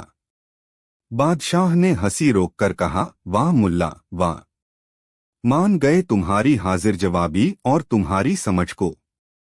तुमने आज साबित कर दिया कि सच्ची बुद्धिमानी बड़ी बड़ी किताबों या ऊंचे अमामे में नहीं, बल्कि सादगी, विनम्रता और सही वक्त पर सही बात कहने में होती है। मुल्ला नसरुद्दीन अपनी जगह से उठे, शेख का अमामा और चोगा उतारकर उन्हें वापस किया और अपने कपड़े पहन लिए। उन्होंने शेख हिल्मुद्दीन की ओर देखकर कहा, शेख साहब, ज्ञान का सागर अथाह है। कोई भी यह दावा नहीं कर सकता कि उसने सब कुछ जान लिया है। विनम्रता ही सच्चे ज्ञानी का आभूषण है। शेख हिल्मुद्दीन ने कुछ नहीं कहा, बस शर्मिंदगी में सिर हिला दिया। उस दिन के बाद शेख हिल्मुद्दीन के व्यवहार में काफी नरमी आ गई और मुल्ला नसरुद्दीन की हाजिर जवाबी का वह किस्सा पूरे शहर में मशहूर हो गया, जिसने एक पल में बड़े से बड़े ज्ञानी को भी चुप करा दिया था। दरबार में फिर कभी किसी ने मुल्ला की बुद्धिमत्ता पर सवाल उठाने की हिम्मत नहीं की। कहानी 7। शहर के काजी साहब, जिनका नाम था सदरुद्दीन, अपनी सख्ती और तुनक मिजाजी के लिए मशहूर थे। कहते थे कि उनकी अदालत में इंसाफ तो मिलता था, मगर मिलता बड़े रौब और डांटड़पट के साथ। काजी साहब खुद को कानून का सबसे बड़ा ज्ञाता और परम ज्ञानी समझते थे। उनकी नज़र में बाकी सब लोग, यहाँ तक कि बादशाह सलामत भी, कानून के मामले में उनसे कमतर थे। उनके सामने किसी की जुबान खोलने की हिम्मत नहीं होती थी। फैसले सुनाते वक्त उनकी आवाज में ऐसी कड़क होती थी कि अच्छे के पसीने छूट जाते। एक दिन काजी सदरुद्दीन की अदालत में एक अजीबोगरीब मामला पेश हुआ। शहर के दो नामी व्यापारी अमीरचंद और गरीबदास एक भेड़ को लेकर झगड़ रहे थे। अमीरचंद का कहना था कि भेड़ उसकी है, जबकि गरीबदास का दावा था कि भेड़ उसकी संपत्ति है। दोनों के पास अपने अपने गवाह थे, अपनी अपनी दलीलें थीं। मामला बड़ा पेचीदा था। काजी साहब ने दोनों पक्षों को बड़े ध्यान से सुना। अमीरचंद पैसे वाला और दबंग आदमी था, उसकी पहुंच ऊपर तक थी। गरीबदास नाम का ही गरीब नहीं था, बल्कि सचमुच एक साधारण और कमजोर आदमी था। काजी साहब की नजरें अमीरचंद की तरफ कुछ ज्यादा ही मेहरबान लग रही थीं। वह अमीरचंद की दलीलों को बड़े गौर से सुनते, सिर हिलाते, जबकि गरीबदास जब कुछ कहता तो उसे बीच में ही टोक देते या उसकी बात को नजरअंदाज कर देते। मुल्ला नसरुद्दीन भी उस दिन किसी काम से कचहरी आए हुए थे और यह सारा माजरा देख रहे थे। उन्हें दाल में कुछ काला नजर आ रहा था। उन्हें महसूस हो रहा था कि काजी साहब का झुकाव अमीरचंद की तरफ है और गरीबदास के साथ नाइंसाफी होने वाली है। आखिरकार काजी सदरुद्दीन ने अपना फैसला सुनाया। उन्होंने भेड़ अमीरचंद को सौंपने का हुक्म दिया और गरीबदास पर झूठा दावा करने के जुर्म में जुर्माना भी लगा दिया। गरीबदास बेचारा रोता पीटता रह गया, अपनी बेगुनाही की कस्में खाता रहा, लेकिन काजी साहब ने एक न सुनी। यह सरासर नाइंसाफी है, गरीबदास चीखा। खुदा सब देख रहा है। मेरी भेड़ मुझसे छीन ली गई। काजी साहब गुस्से से लाल हो गए। चुप हो जा गुस्ताख, अदालत के फैसले पर सवाल उठाता है। सिपाहियों, इसे बाहर निकालो। सिपाहियों ने गरीबदास को धक्के मारकर अदालत से बाहर निकाल दिया। अमीरचंद विजी मुस्कान के साथ अपनी जीती हुई भेड़ लेकर चला गया। मुल्ला नसरुद्दीन यह सब देखकर बहुत दुखी हुए। उन्हें यकीन था कि गरीबदास सच कह रहा है। उन्होंने सोचा, यह काजी तो इंसाफ के नाम पर अंधेरगर्दी मचा रहा है। इसे सबक सिखाना ही पड़ेगा। अगले दिन मुल्ला नसरुद्दीन सुबह सुबह काजी सदरुद्दीन के घर पहुंच गए। काजी साहब उस वक्त अपने बागीचे में टहल रहे थे। काजी साहब सलाम, मुल्ला ने अदब से कहा। काजी साहब ने मुल्ला को देखा। वह मुल्ला को जानते थे और उनकी हाजिर जवाबी से कुछ चिढ़ते भी थे। क्या बात है मुल्ला, सुबह सुबह कैसे आना हुआ? कोई नई शरारत सूझी है क्या? मुल्ला ने बड़ी मासूमियत से कहा। नहीं काजी साहब, शरारत कैसी? मैं तो आपसे एक कानूनी सलाह लेने आया हूं। आप तो माशाअल्लाह कानून के इतने बड़े जानकार हैं, आपसे बेहतर सलाह कौन दे सकता है? काजी साहब अपनी तारीफ सुनकर थोड़ा खुश हुए। हाँ हाँ, पूछो क्या पूछना है। देखें तो जरा, तुम्हें क्या कानूनी उलझन आन पड़ी है? मुल्ला ने कहा, काजी साहब मामला थोड़ा अजीब है। मान लीजिए एक आदमी रात में किसी दूसरे के घर में घुसता है। घर का मालिक उसे रंगे हाथों पकड़ लेता है। अब आप बताइए, उस घुसपैठिए को क्या सजा मिलनी चाहिए? काजी साहब ने फौरन कहा, यह तो सीधा सा मामला है। रात में किसी के घर में बिना इजाजत घुसना संगीन जुर्म है। ऐसे चोर को कम से कम 1 साल की कैद और 100 कोड़ों की सजा मिलनी चाहिए। और अगर उसने कुछ चुराया हो तो हाथ काटने की सजा भी हो सकती है। काजी साहब ने यह कहते हुए अपनी आवाज में वही अदालती रौब भरने की कोशिश की। मुल्ला ने सिर हिलाया। बहुत खूब काजी साहब, बिल्कुल दुरुस्त फरमाया आपने। अच्छा, अब यह बताइए, अगर वह घुसपैठिया कोई मामूली चोर न होकर खुद शहर का काजी हो तो क्या सजा में कोई फर्क पड़ेगा? काजी सदरुद्दीन यह सुनकर चौंक गए। यह तुम क्या बकवास कर रहे हो मुल्ला? काजी भला क्यों किसी के घर में घुसेगा? मुल्ला ने मुस्कुराते हुए कहा, काजी साहब मान लीजिए, बस मान लीजिए। कानून तो सबके लिए बराबर होना चाहिए, है ना? चाहे वह आम आदमी हो या खुद काजी। काजी साहब कुछ झेंप गए। हाँ हाँ, क्यों नहीं? कानून सबके लिए एक है। अगर काजी भी ऐसा जुर्म करेगा तो उसे भी वही सजा मिलेगी। उन्होंने यह बात कही तो, लेकिन उनके मन में एक अजीब सी बेचैनी होने लगी। मुल्ला ने अपनी बात जारी रखी। बहुत खूब काजी साहब। अच्छा, अब एक और सवाल। मान लीजिए एक न्यायाधीश किसी मामले की सुनवाई कर रहा है। वह जानबूझकर किसी लालच या दबाव में आकर एक बेगुनाह को सजा दे देता है और गुनहगार को बरी कर देता है। तो ऐसे न्यायाधीश के लिए कानून में क्या सजा है? काजी सदरुद्दीन का चेहरा अब फीका पड़ने लगा था। मुल्ला के सवालों का निशाना किधर था, यह वह समझने लगे थे। उनकी आवाज में पहले जैसी कड़क नहीं रही। मुल्ला, यह तुम किस तरह के सवाल पूछ रहे हो? एक न्यायाधीश कभी ऐसा नहीं कर सकता। वह तो इंसाफ का रखवाला होता है। मुल्ला ने गहरी सांस ली। काजी साहब, मैं भी यही समझता था, लेकिन कभी कभी इंसाफ के रखवाले ही इंसाफ का गला घोंट देते हैं। तो बताइए, अगर कोई न्यायाधीश ऐसा करे तो उसे क्या सजा मिलनी चाहिए? क्या उसे भी उसी तरह सजा नहीं मिलनी चाहिए जैसे वह दूसरों को सजा सुनाता है? क्या उसका जुर्म एक आम चोर से ज्यादा संगीन नहीं है, क्योंकि वह तो इंसाफ की कुर्सी पर बैठकर धोखा कर रहा है? काजी सदरुद्दीन के माथे पर पसीने की बूंदें उभर आईं। उन्हें कल का गरीबदास का मामला याद आ रहा था।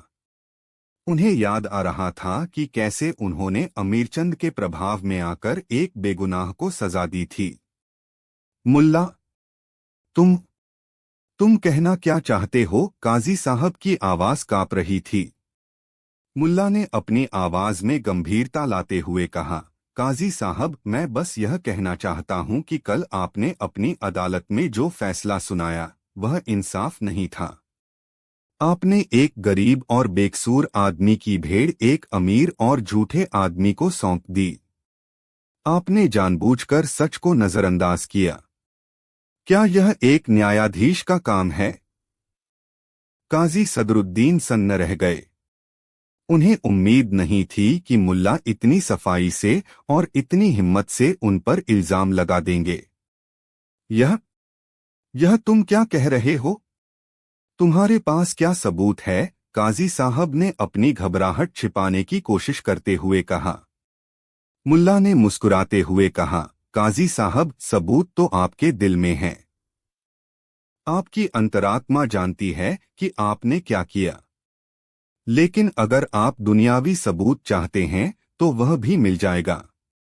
क्या आप भूल गए कि गरीबदास की भेड़ के कान पर एक खास निशान था जो उसने अदालत में बताया था, और अमीरचंद की भेड़ के कान पर वैसा कोई निशान नहीं था? आपने उस निशान को देखने की जहमत ही नहीं उठाई। काजी सदरुद्दीन को याद आया। हाँ, गरीबदास ने कुछ निशान की बात की थी, लेकिन उन्होंने उसे नजरअंदाज कर दिया था। और हाँ काजी साहब, मुल्ला ने अपनी बात जारी रखी, क्या आपको याद है कि आपने अभी थोड़ी देर पहले खुद कहा था कि अगर कोई काजी भी किसी के घर में रात को घुसे तो उसे भी वही सजा मिलेगी जो एक आम चोर को मिलती है?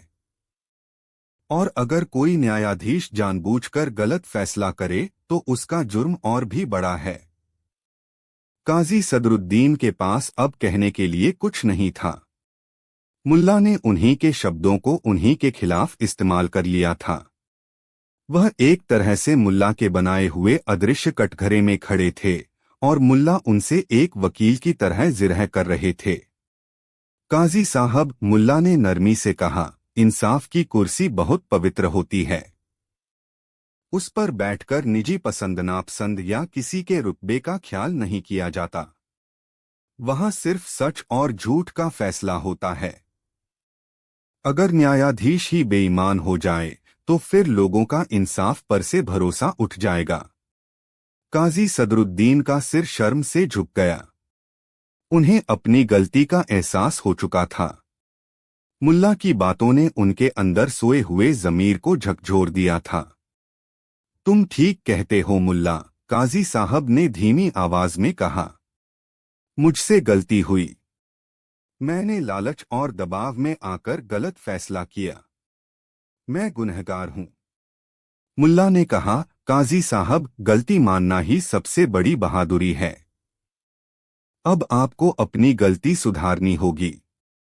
आपको गरीबदास को उसका हक वापस दिलाना होगा और अमीरचंद को उसके झूठ की सजा देनी होगी। काजी सदरुद्दीन ने मुल्ला की बात मान ली। उन्होंने फौरन अमीरचंद को बुलवाया और उससे वह भेड़ वापस लेकर गरीबदास को सौंप दी। अमीरचंद पर झूठी गवाही देने और अदालत को गुमराह करने के जुर्म में भारी जुर्माना लगाया गया।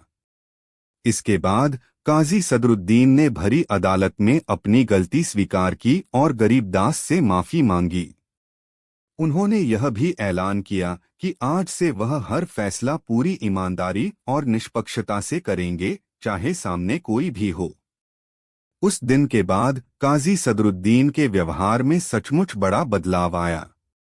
वह पहले से ज्यादा विनम्र और न्यायप्रिय हो गए और मुल्ला नसरुद्दीन का यह किस्सा पूरे शहर में मशहूर हो गया कि कैसे उन्होंने अपनी अक्लमंदी और हिम्मत से एक घमंडी न्यायाधीश को ही कटघरे में खड़ा कर दिया था और उसे सही रास्ते पर ले आए थे। लोग कहने लगे कि मुल्ला सिर्फ हंसाते ही नहीं बल्कि जरूरत पड़ने पर इंसाफ के लिए आवाज भी उठाते हैं, चाहे सामने कितना भी बड़ा आदमी क्यों न हो। कहानी 8। एक समय की बात है, किसी खूबसूरत धूल भरे कस्बे में मुल्ला नसरुद्दीन नाम के एक बुद्धिमान और कभी कभी सनकी व्यक्ति रहते थे। मुल्ला अपनी हाजिर जवाबी, अनोखी सलाहों और जीवन के प्रति अपने दार्शनिक दृष्टिकोण के लिए पूरे इलाके में मशहूर थे। लेकिन मुल्ला की प्रसिद्धि का एक और कारण था उनका गधा कल्लू। कल्लू कोई साधारण गधा नहीं था। वह आलस्य का साक्षात अवतार था, काम टालने की कला का उस्ताद और हर उस तरकीब का ज्ञाता जिससे मेहनत से बचा जा सके। अगर आलस्य का कोई विश्वविद्यालय होता तो कल्लू उसका कुलपति होता और हर साल स्वर्ण पदक भी उसी को मिलता। मुल्ला और कल्लू का रिश्ता भी अजीब था। मुल्ला कल्लू की हरकतों से कभी परेशान होते, कभी हंसते तो कभी उससे कुछ सीख भी जाते। कल्लू की सबसे बड़ी समस्या थी उसकी कल करेंगे वाली आदत। हर काम के लिए उसका एक ही जवाब होता, मुल्ला जी आज नहीं कल। आज मौसम ठीक नहीं, या मेरी तबीयत नासाज है, या बस आज मेरा मन नहीं है। पतझड़ का मौसम दस्तक दे रहा था। हवा में हल्की ठंडक घुलने लगी थी और पेड़ों के पत्ते सुनहरे होकर गिरने लगे थे। मुल्ला जानते थे कि सर्दियां आने से पहले बहुत सारे काम निपटाने हैं। सबसे जरूरी काम था जंगल से सूखी लकड़ियां इकट्ठा करना ताकि सर्दियों में घर गर्म रह सके और खाना पक सके। एक सुबह सूरज की पहली किरण के साथ मुल्ला उठे और कल्लू के पास गए, जो अभी भी गहरी नींद में सपने देख रहा था, शायद किसी ऐसे खेत के जहां घास खुद चलकर उसके मुंह में आ रही हो। कल्लू उठो मेरे प्यारे दोस्त, मुल्ला ने नरमी से कहा। आज हमें जंगल जाकर लकड़ियां लानी हैं। सर्दियां बस आने ही वाली हैं। कल्लू ने एक आंख खोली, मुल्ला को देखा और फिर एक जोर की जम्हाई ली, इतनी लंबी कि मुल्ला को लगा कि वह वापस सो जाएगा। मुल्ला जी, कल्लू ने अपनी नींद भरी आवाज में कहा, आज तो सूरज इतना तेज चमक रहा है। जंगल में गर्मी बहुत होगी। लकड़ियां काटते काटते पसीना आ जाएगा। क्यों न हम यह काम कल करें। कल शायद बादल छाए रहेंगे, मौसम सुहाना होगा। मुल्ला ने आसमान की ओर देखा। सूरज वाकई चमक रहा था, लेकिन इतनी भी गर्मी नहीं थी। फिर भी कल्लू की बात में उन्हें थोड़ा दम लगा। हम तुम कहते हो तो ठीक है कल्लू, कल सुबह चलेंगे। मुल्ला ने सोचा, एक दिन से क्या फर्क पड़ेगा। अगले दिन मुल्ला फिर कल्लू के पास पहुंचे। कल्लू चलो उठो, आज तो बादल भी छाए हैं, जैसा तुमने कहा था। लकड़ियां लाने का सही समय है। कल्लू ने अंगड़ाई ली, अपने कान फड़फड़ाए और बोला, मुल्ला जी बादल तो हैं, पर ये हवा मेरे जोड़ों के लिए ठीक नहीं है। मुझे गठिया की शिकायत है, आप तो जानते हैं। आज अगर मैं जंगल गया तो कल बीमार पड़ जाऊंगा। फिर आपकी सेवा कौन करेगा। लकड़ियां तो हम परसों भी ला सकते हैं। मुल्ला ने गहरी सांस ली। कल्लू की बहानेबाजी की कोई सीमा नहीं थी, लेकिन उसकी बीमारी की बात सुनकर मुल्ला थोड़े नरम पड़ गए। अच्छा ठीक है कल्लू, अपना ध्यान रखो, परसों जरूर चलेंगे। 2 दिन और बीत गए। अब हवा में ठंडक काफी बढ़ गई थी। सुबह सुबह ओस की बूंदें घास पर मोतियों सी चमक रही थीं। मुल्ला ने निश्चय कर लिया था कि आज तो कल्लू को लेकर जंगल जाना ही है। कल्लू मुल्ला की आवाज में थोड़ी सख्ती थी। अब कोई बहाना नहीं चलेगा। आज हमें लकड़ियां लानी ही हैं। घर में जलाने को कुछ नहीं बचा है। कल्लू ने धीरे से अपनी गर्दन उठाई। उसकी आंखों में वही चिरपरिचित आलस्य और एक नई तरकीब चमक रही थी। मुल्ला जी, आप बिल्कुल सही कह रहे हैं। लकड़ियां तो लानी ही हैं। लेकिन आज मेरी पीठ में भयानक दर्द है। कल रात मैं गलत तरीके से सो गया था। अगर आज मैंने बोझ उठाया तो मेरी कमर हमेशा के लिए अकड़ जाएगी। हम एक काम करते हैं, पक्का कल सुबह सबसे पहले चलेंगे। मैं वादा करता हूं। मुल्ला को गुस्सा तो आया, लेकिन कल्लू के चेहरे पर ऐसी मासूमियत थी कि वह पिघल गए। ठीक है कल्लू, यह तुम्हारा आखिरी मौका है। कल सुबह अगर तुमने कोई बहाना बनाया तो देखना मैं क्या करता हूं। मुल्ला ने उस दिन घर के बचे खुचे कबाड़ और सूखी टहनियों से जैसे तैसे काम चलाया। रात को ठंड काफी बढ़ गई थी। अगली सुबह जब मुल्ला उठे तो आसमान में घने काले बादल छाए हुए थे और तेज हवाएं चल रही थीं। ऐसा लग रहा था कि किसी भी पल जोरदार बारिश शुरू हो सकती है। कल्लू, मुल्ला ने लगभग चीखते हुए कहा, देखो मौसम कैसा हो गया है। अगर हमने पहले ही लकड़ियां जमा कर ली होती तो आज यह नौबत न आती। कल्लू ने खिड़की से बाहर झांका और भरी आवाज में कहा, मुल्ला जी, आप चिंता क्यों करते हैं? आज तो वैसे भी जंगल जाना नामुमकिन है। इतनी तेज हवा और बारिश में कौन लकड़ियां लाता है? हम कल चलेंगे। कल तक मौसम साफ हो जाएगा। और जैसा कि कल्लू ने कहा था, थोड़ी ही देर में मूसलाधार बारिश शुरू हो गई। मुल्ला सिर पकड़कर बैठ गए। हे भगवान, इस गधे ने मुझे कहीं का नहीं छोड़ा। कल कल कल करते करते आज यह दिन आ गया कि घर में आग जलाने को एक तिनका नहीं। बारिश 2 दिन तक लगातार होती रही। घर ठंडा पड़ गया था। मुल्ला और कल्लू दोनों ठंड से ठिठुर रहे थे। खाने को जो थोड़ा बहुत अनाज था उसे कच्चा चबाना पड़ रहा था क्योंकि पकाने के लिए आग नहीं थी। कल्लू भी अब अपनी गलती महसूस कर रहा था, लेकिन उसका आलस्य उसकी समझदारी पर भारी था। वह मन ही मन सोच रहा था, काश मुल्ला जी ने थोड़ी सख्ती दिखाई होती और मुझे पहले ही ले गए होते। जब बारिश थमी और धूप निकली तो मुल्ला बिना कुछ कहे कल्लू की रस्सी पकड़ी और उसे घसीटते हुए जंगल की ओर चल पड़े। कल्लू जानता था कि अब कोई बहाना नहीं चलेगा। जंगल में लकड़ियां गीली थीं, उन्हें इकट्ठा करना और भी मुश्किल हो गया था। भारी गीली लकड़ियों का बोझ उठाकर जब वे घर पहुंचे तो दोनों बुरी तरह थक चुके थे। मुल्ला ने गीली लकड़ियों को सुखाने के लिए फैलाया। उन्हें सूखने में कई दिन और लगने थे। तब तक उन्हें ठंड में ही ठिठुरना था। उस रात जब दोनों ठिठुरते हुए बैठे थे, मुल्ला ने कल्लू से कहा, कल्लू, देखा तुमने, कल करे सो आज कर, आज करे सो अब, पल में प्रलय होएगी, बहुरी करेगा कब। अगर हमने अपना काम समय पर कर लिया होता तो आज यह दुर्दशा न होती। तुम्हारी कलकल की आदत ने हमें इस मुसीबत में डाल दिया। कल्लू ने शर्मिंदगी से सिर झुका लिया। उसके पास कहने को कुछ नहीं था। ठंड और भूख ने उसे अच्छी तरह सबक सिखा दिया था। यह तो थी लकड़ियों की कहानी, लेकिन कल्लू की आदतें इतनी आसानी से कहाँ सुधरने वाली थीं। कुछ हफ्ते बाद मुल्ला के घर के अनाज के बोरे खाली होने लगे। उन्हें चक्की पर जाकर अनाज पिसवाना था ताकि आटा बन सके और रोटियां पक सकें। कल्लू मुल्ला ने एक सुबह कहा, आज हमें चक्की पर जाना है। घर में आटा खत्म होने वाला है।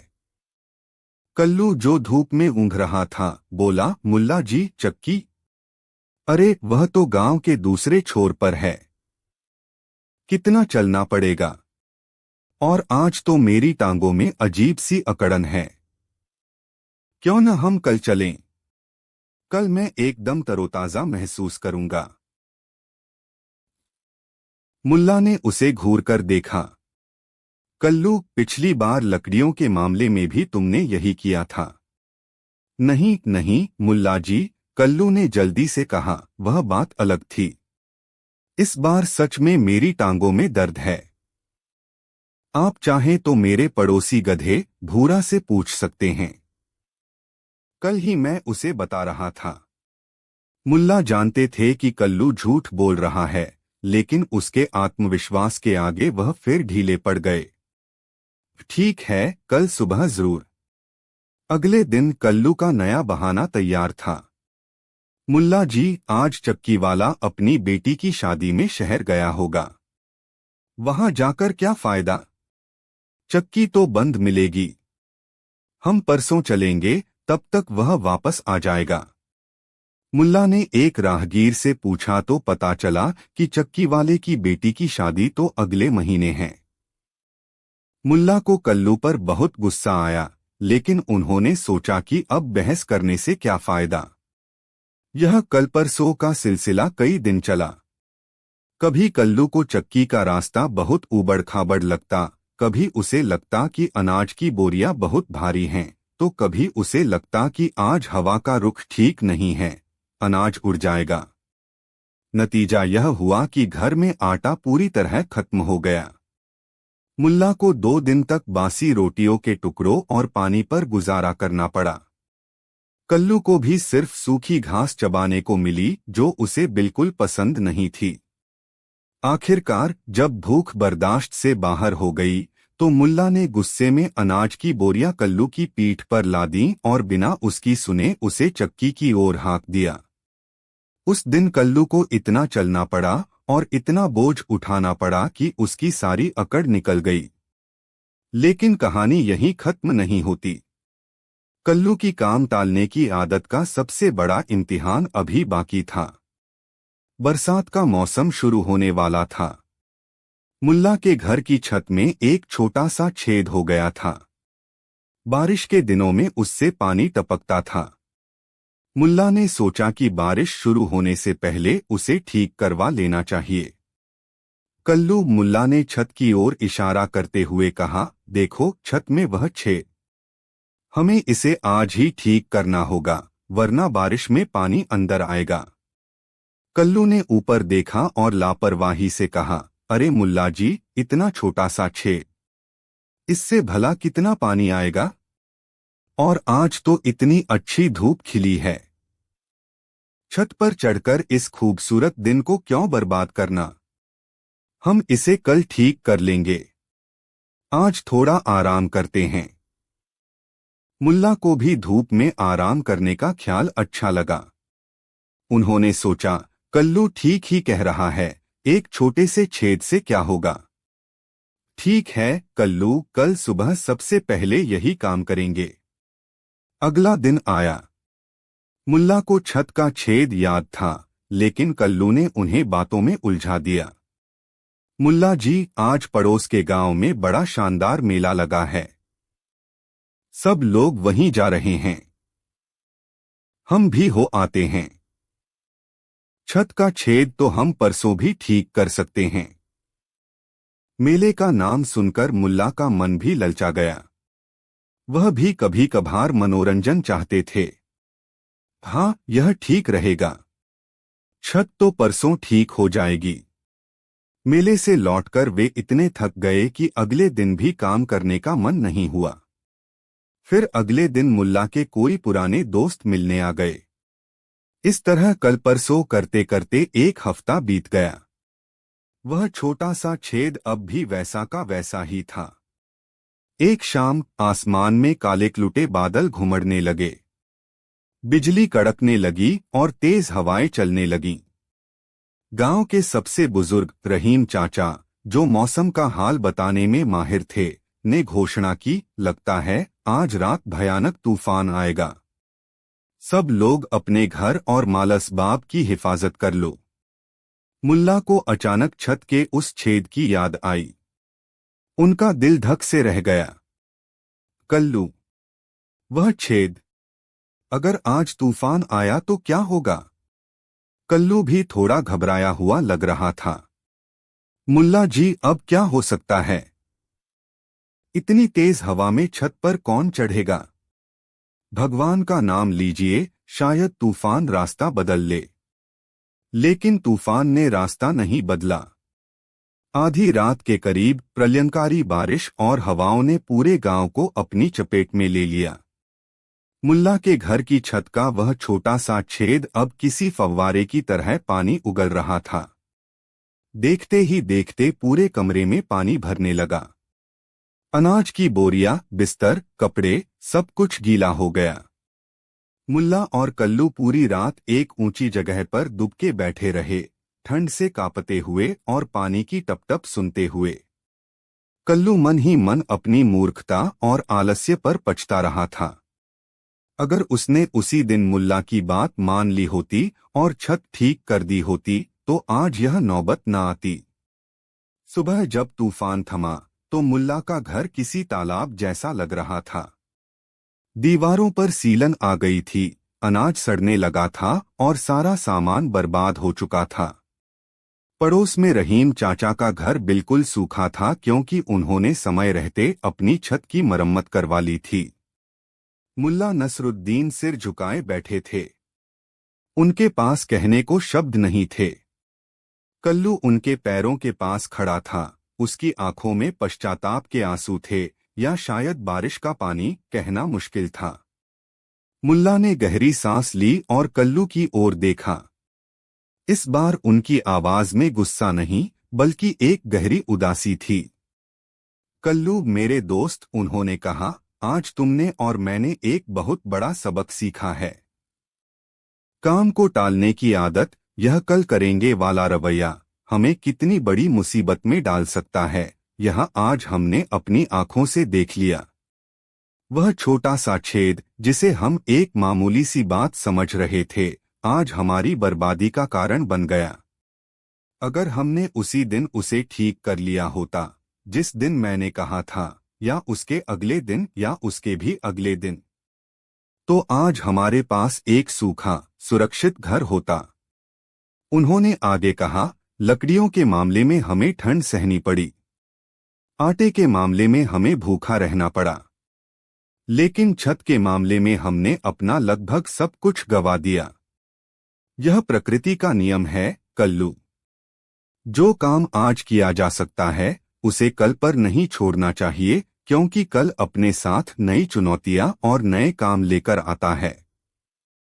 और कभी कभी जैसा आज हुआ, कल इतना विनाशकारी हो सकता है कि आज का अधूरा काम हमारी पूरी जिंदगी को प्रभावित कर दे। कल्लू ने धीरे से अपनी गर्दन हिलाई, जैसे वह मुल्ला की हर बात समझ रहा हो। उस दिन के बाद कल्लू पूरी तरह तो नहीं बदला, आलस्य उसकी रगरग में जो बसा था, लेकिन उसने एक बात गांठ बांध ली थी, जब मुल्ला किसी काम को आज करने को कहें तो उसमें आनाकानी नहीं करनी, क्योंकि कल कभी कभी बहुत देर कर देता है। मुल्ला और कल्लू ने मिलकर घर की सफाई की, जो कुछ बचाया जा सकता था उसे सुखाया। सबसे पहले उन्होंने छत के उस छेद को ठीक किया जो अब काफी बड़ा हो चुका था। काम करते हुए मुल्ला मन ही मन रहीम चाचा की कही बात दोहरा रहे थे, वक्त रहते चेत जाओ, वरना वक्त चेताता है तो बहुत तकलीफ होती है।